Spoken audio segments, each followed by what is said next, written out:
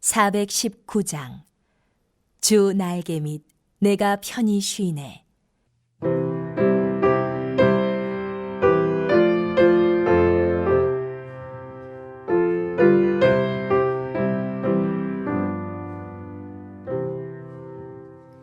주 나에게 및 내가 편안히 쉬네.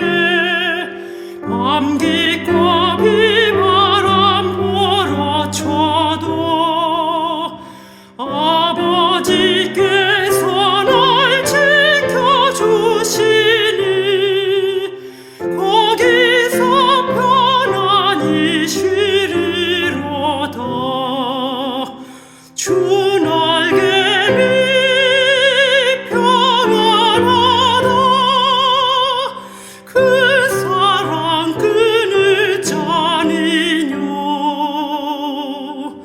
주 날개 밑 내쉬는 영원히 거기서 살리. 주 날개 밑 나의 피난처 되니 거기서 쉬기를 원하노라. 세상이 나를 위로치 못하나 거기서 평화를 누리리라. 주 날개 밑 평안하다. 그 사랑 끊을 자니뇨. 주 날개 밑 내쉬는 영원히 거기서 살리.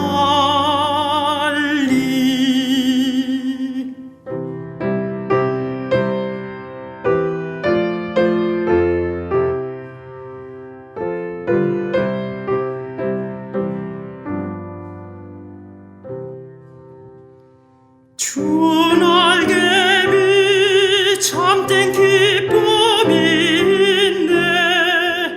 고달픈 세상길 가는 동안 나 거기 숨어 돌보심을 받고 영원한 안식을 얻으리라. 주 날개 밑 편안하다. 그 사랑 끊을 자니뇨. 주 날개 밑 내쉬는 영원히 거기서 살리.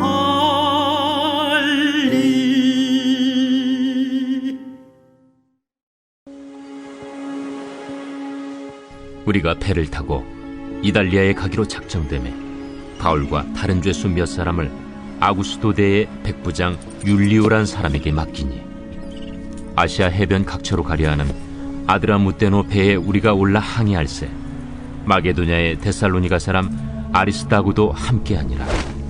이튿날 시돈에 되니 율리오가 바울을 친절히 대하여 친구들에게 가서 대접받기를 허락하더니 또 거기서 우리가 떠나가다가 맞바람을 피하여 급으로 해안을 의지하고 항해하여 길리기아와 밤빌리아 바다를 건너 루기아의 무라시에 이르러 거기서 백부장이 이달리아로 가려 하는 알렉산드리아 배를 만나 우리를 오르게 하니 배가 더디가 여러 날 만에 간신히 니도 맞은편에 이르러 풍세가 더 허락하지 아니하므로 살몬의 앞을 지나 그레데 해안을 바람막이로 항해하여 간신히 그 연안을 지나 미항이라는 곳에 이르니 라세아시에서 가깝더라. 여러 날이 걸려 금식하는 절기가 이미 지났으므로 항해하기가 위태한지라 바울이 그들을 권하여 말하되 여러분이여, 내가 보니 이번 항해가 하물과 배만 아니라 우리 생명에도 타격과 많은 손해를 끼치리라. 백부장이 선장과 선주의 말을 바울의 말보다 더 믿더라. 그 항구가 겨울을 지내기에 불편하므로 거기서 떠나 아무쪼록 베닉스에 가서 겨울을 지내자 하는 자가 더 많으니 베닉스는 그레데 항구라 한쪽은 서남을 한쪽은 서북을 향하였더라.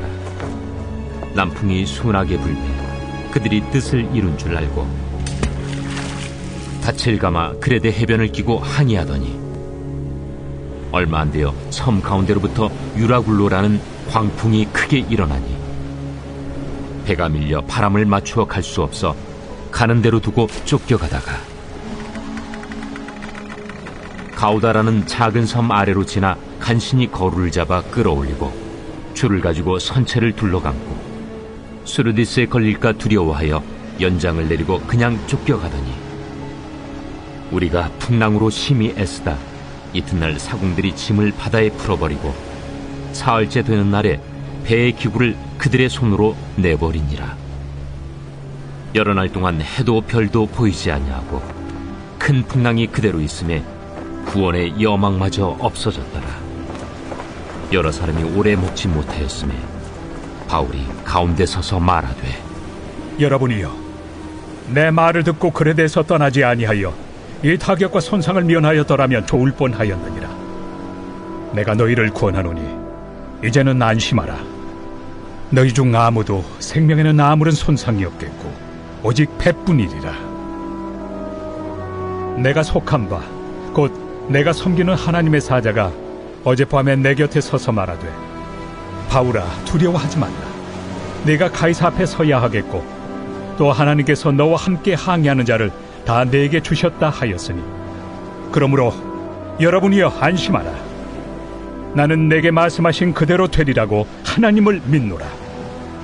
그런즉 우리가 반드시 한 섬에 걸리리라.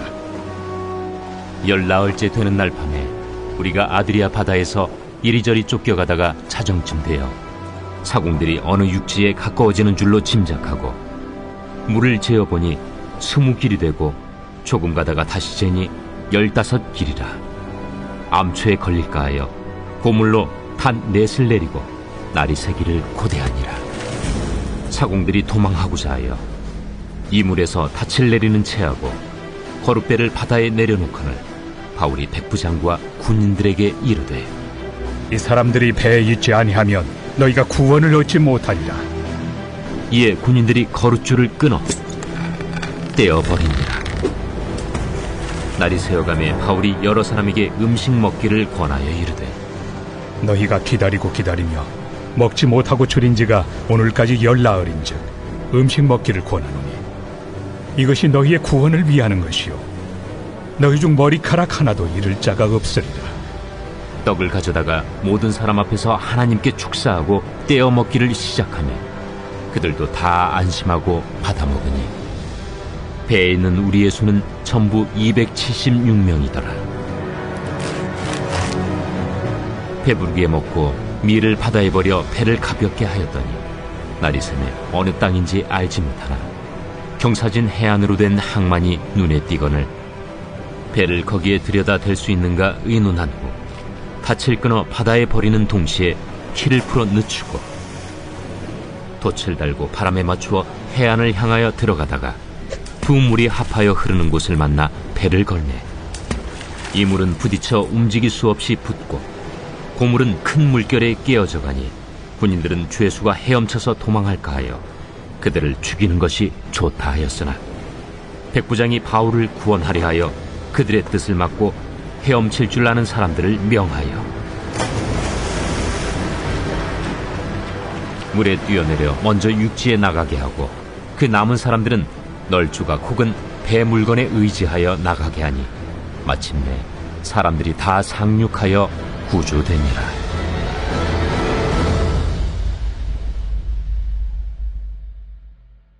사도행전의 마지막 부분에 해당하는 본문은 바울이 로마에 이르기까지의 험난한 여정을 보여주고 있습니다.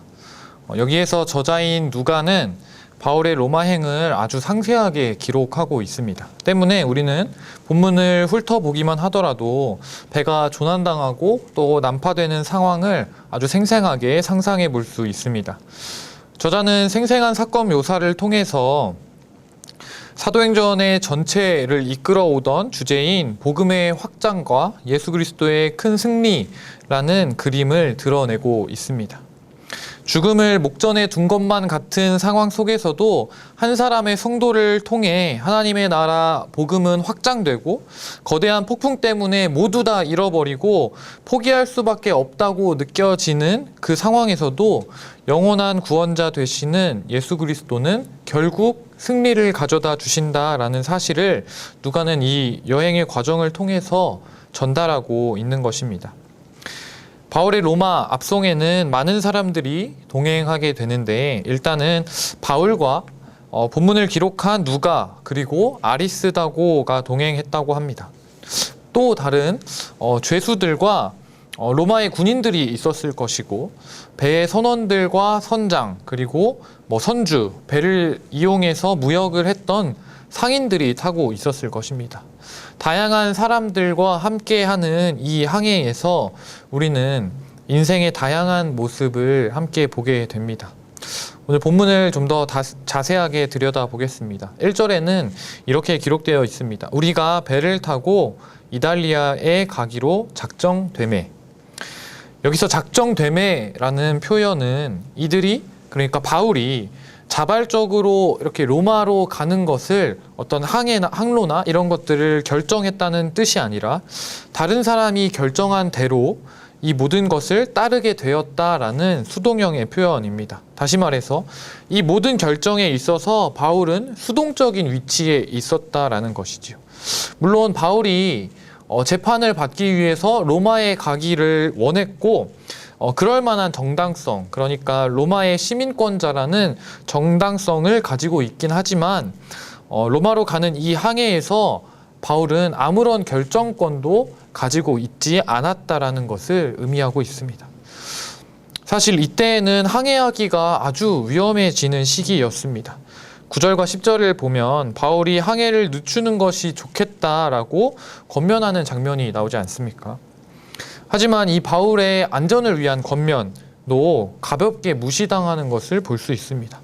아무런 결정할 결정권도 가지고 있지 않고 바울은 사람들로부터 백부장이나 또는 선장이나 선주들로부터 무시당하는 상황에 있었던 것이죠. 바울은 죄인의 신분이었고 이들에게는 백부장이나 선장이나 또는 그 배에 탄 많은 사람들에게는 무엇보다 중요한 것이 따로 있었기 때문입니다. 먼저 백부장이었던 율리오는 공무 집행을 차질 없이 진행해야 한다는 책임감이 있었을 것입니다. 그러기 위해서는 신속하게 로마로 가는 것이 중요했고 여기에서 조금 더 머무르자라는 바울의 말을 듣기보다는 선장과 선주의 말을 믿기로 한 것입니다. 율리오가 보기에는 바울은 특별한 사람이긴 했지만 그래도 죄수 중에 한 명일 뿐이기 때문입니다. 그렇다면 선장과 선주 또는 상인들은 왜 그런 선택을 했을까요? 그 시기가 분명히 항해하기가 위험하다는 것을 선장도 분명히 알았을 것입니다. 그럼에도 불구하고 그 뱃사람들은 베닉스로 가기를 고집했습니다. 여기에는 많은 세속의 논리들이 존재하기 때문입니다.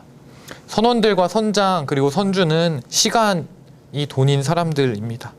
바울의 말과 같이 비록 위험한 항해일 수 있지만 이들에게는 미항에 조금 더 머물러 있기보다는 조금이라도 가능성이 있다면 한 번이라도 더 배를 움직이는 것이 이들에게 큰 이익이 됐기 때문입니다. 그래서 이들은 항해를 강행하기 시작합니다. 또한 그 배에 타고 있었던 상인들도 마찬가지였을 것입니다. 기약을 알 수 없이 그곳 한 곳에 머물러 있기보다는 다른 곳으로 움직여서 자신들의 무역을 더 하는 것이 그들에게는 훨씬 더 많은 이득이 되었기 때문입니다. 이들 또한 베닉스로 향하기를 원했던 것이죠. 12절의 말씀입니다. 그 항구가 겨울을 지내기에 불편하므로 거기서 떠나 아무쪼록 베닉스에 가서 겨울을 지내자 하는 사람이 더 많으니 베닉스는 그레데 항구라. 한쪽은 서남을 한쪽은 서북을 향하였더라. 이렇게 바울의 의견을 묵살하고 시작된 베닉스 항해는 이처럼 경제적 논리와 여론에 의해서 진행된 것이었습니다. 자신들의 최대한의 이익을 위해서 물불 가리지 않고 뛰어들고 있는 것이죠. 그런데 이 모습을 보고 있자 하면 사실 우리의 모습과 매우 닮아 있음을 우리는 생각해 봐야 할 것입니다.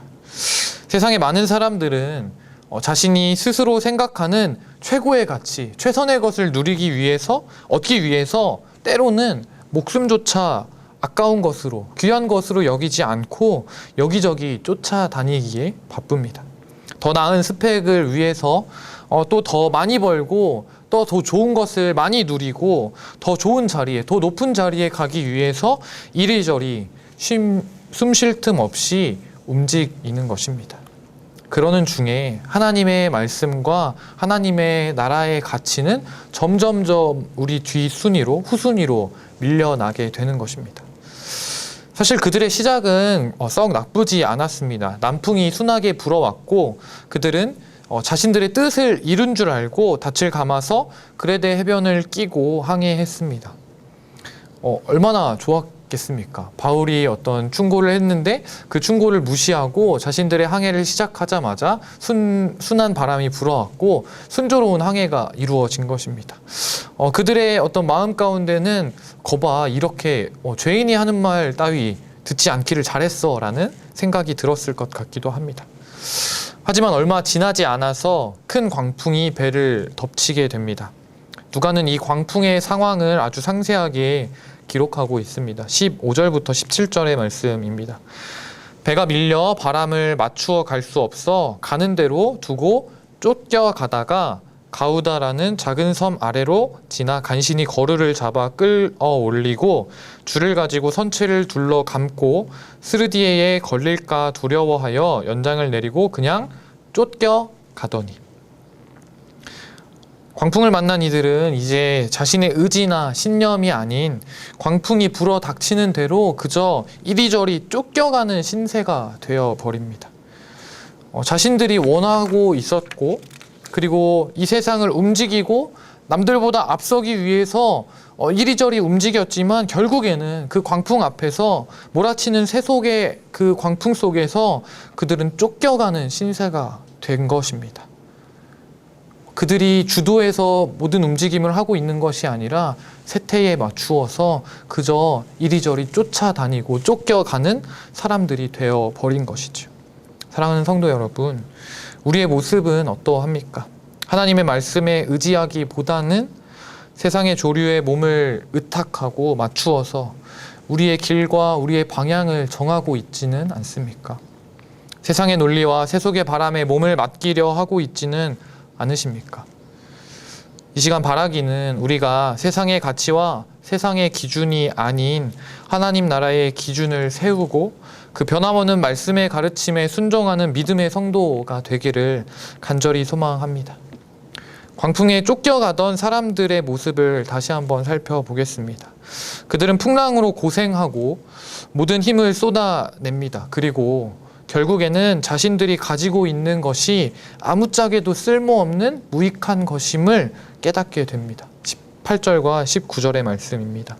우리가 풍랑으로 심히 애쓰다가 이튿날 사공들이 짐을 바다에 풀어버리고 사흘째 되던 날에 배의 기구를 그들의 손으로 내버리니라. 아멘.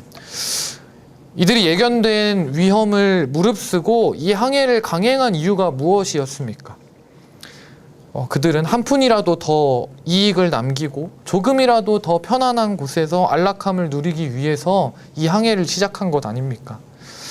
하지만 광풍이라는 거대한 죽음의 위기 앞에서 이들은 자신들이 바라고 자신들이 원했던 모든 것이, 자신들이 가지고 있던 모든 것들이 헛된 것일 뿐임을 깨닫게 됩니다. 그리고 오히려 자신들의 구원에 있어서 방해가 되는 것이라는 사실을 깨닫게 됩니다. 그리고 자신들이 쫓아왔던 것을 바다에 던져버리는 것입니다. 상황이 이 정도까지 되었다면 이들에게도 생각을 가지고 이성이 있는 사람이라면 생각나는 사람이 있었을 것입니다. 바로 그들이 무시하고 거들떠보지 않았던 죄인 신분의 바울이었습니다. 이렇게 생각하지 않았을까요? 아, 우리가 그때 그 죄인 바울의 말을 들었더라면 얼마나 좋았을까라는 생각이 머리를 스쳐 지나갔을 것입니다. 그 생각이 모두의 가슴을 치고 있을 때 바울이 나서서 이렇게 이야기합니다. 21절과 22절의 말씀입니다. 여러분이여 내 말을 듣고 글에 대해서 떠나지 아니하여 이 타격과 손상을 면하였더라면 좋을 뻔하였느니라. 내가 너희를 권하노니 이제는 안심하라. 너희 중 아무도 생명에는 아무런 손상이 없겠고 오직 배뿐이니라. 이제는 바울과 그 선원들, 그 배에 타고 있던 모든 사람들, 율리오의 상황이 완전히 역전되었습니다. 로마로 가는 것조차 자신의 마음대로 수동할 수 없고 수동적으로 따를 수밖에 없었던 바울. 그럼에도 불구하고 사람들의 안전을 걱정하며 충고했던 그 바울이 내일의 이익을 추구하는 세상의 기준에 부합하지 않는다는 이유로 무시당했던 바울이 이제는 배 안에서 유일하게 소망을 말할 수 있고 죽음의 위기에서 유일하게 구원을 선포하는 사람이 된 것입니다. 상황이 역전된 것이죠. 그리고 이제는 모든 사람들이 바울이 하는 말을 신뢰하고 그 말을 따르기를 원합니다. 그리고 놀라운 경험을 함께 하게 됩니다. 34절부터 36절의 말씀입니다.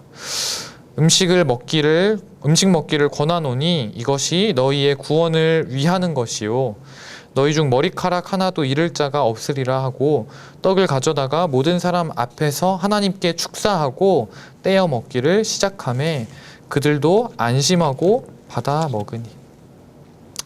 세상과는 다른 방법으로 복음의 진보를 위해 살아갔던 바울을 통해서 죽음의 기운만이 가득하고 만연했던 그 배 위에 놀라운 구원의 은혜가 덮어지는 것입니다. 그리고 나아가 성찬의 은혜가 베풀어지는 것입니다. 결국 이들은 바울이 말했던 바와 같이 한 사람도 상하지 않고 멜리데 섬에 오르게 됩니다. 사랑하는 성도 여러분, 오늘 말씀을 통해 우리의 삶을 함께 돌아보기를 소망합니다. 인생이라는 항해에서 우리는 어떠한 태도로 삶을 살아가고 있나요? 혹여 그저 세상이 추구하는 방향대로 당장의 이익이 있는 길로 세상 사람들의 인정과 칭찬이 머무는 자리를 향해 우리가 나아가고 있지는 않습니까? 본문은 세상의 이치를 따라 세상의 가치를 따라 살아가는 삶을 광풍에 쫓겨가는 인생이라고 말하고 있습니다. 그저 그 광풍을 따라서 이리저리 헤매이다가 결국에는 파선하고 마는 덧없는 인생이라고 말하는 것입니다.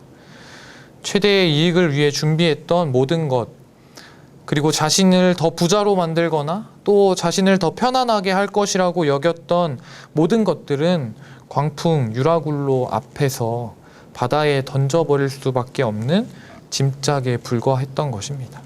사랑하는 성도 여러분, 우리 이제는 복음의 진리만을 바라보며 살아가기를 간절히 소망합니다. 우리가 세상의 헛된 소망이 아니라 하나님 나라의 소망을 두고 살아갈 때 구원의 여망마저 사라져버린 이 땅에 진리의 빛을 전하는 바울과 같은 거룩한 성도가 되어 나아가는 것입니다. 그때에 세상은 우리를 바라보며 이제는 뒤처진 것이라고 구시대의 유물이라고 생각했던 하나님 나라의 복음이 유일한 생명의 길임을 깨닫게 될 것입니다. 바라기는 세상의 광풍에 몸을 의탁하고 쫓겨 다니는 삶이 아닌 광풍 앞에서도 의연하게 구원의 복음을 선포하는 한 분 한 분 성도님들이 되기를 간절히 소망합니다. 함께 기도하겠습니다. 사랑하는 하나님, 너무나 감사합니다. 오늘 바울의 로마 여정을 통해 우리의 삶을 다시 한번 돌아보게 됩니다. 주님, 우리는 날마다 광풍 앞에서 이리저리 쫓겨다니며 헤매이는 그러한 나약하고 어리석은 사람들일 뿐입니다. 주님, 우리를 불쌍히 여기시고 우리 가운데 예수 그리스도의 복음을 다시 한번 일으키사 주님, 우리가 복음의 그 가치를 흔들리지 아니하며 그 말씀의 가르침대로 살아가는 그러한 거룩한 성도 될 수 있도록 인도하여 주시옵소서. 주옵소서. 우리가 그 복음의 가치대로 날마다 살아갈 때 세상이 우리를 바라보며 우리의 말을 더욱더 신뢰하고 또한 그 구원의 복음을 바라보는 그러한 놀라운 일들이 일어날 수 있도록 주님 인도하여 주시옵소서. 사랑이신 예수 그리스도의 이름으로 기도합니다.